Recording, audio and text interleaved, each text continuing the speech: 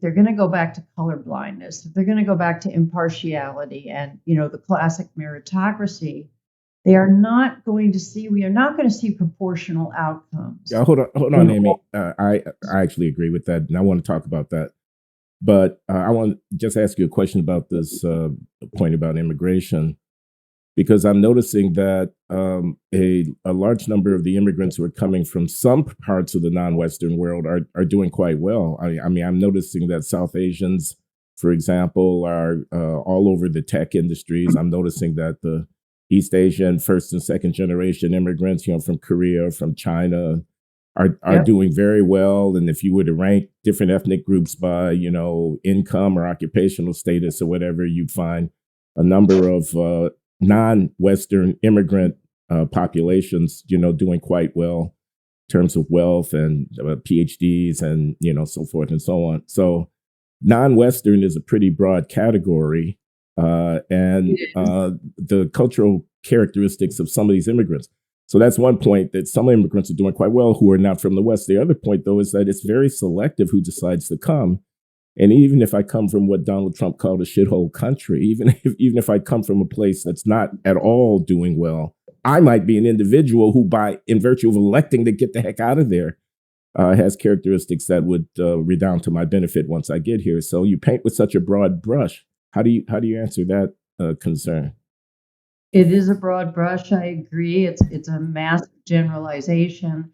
I think it does need to be refined to reflect a couple of facts that you pointed out. The first is that, we are seeing signal success of East Asians and South Asians who come here.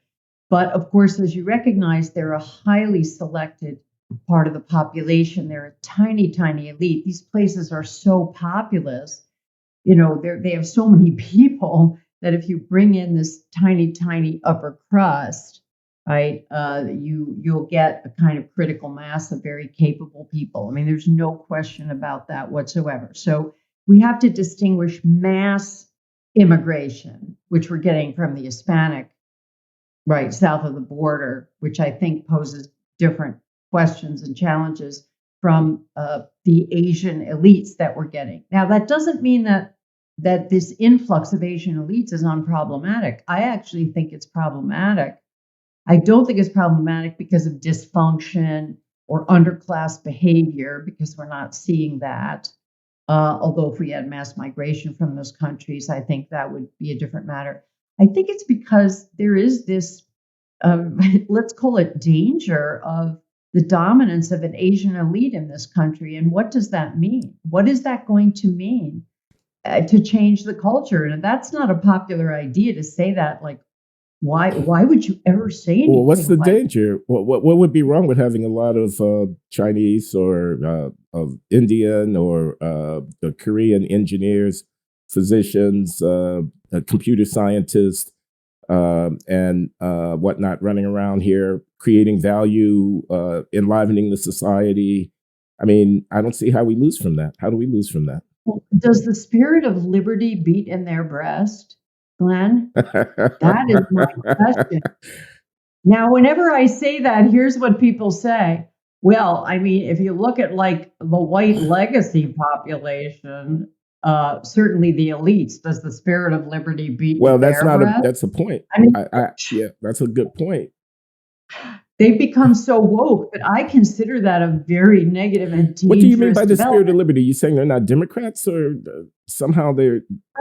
People who are I mean, Whiggish and small they're d out, Democrats. who are mistrustful of centralized concentrations of authority, who have a kind of "don't tread on me" attitude, who are focused on the Bill of Rights, on our freedoms, on our liberties, on sort of small scale personal responsibility, who are nonconformist in a good ways.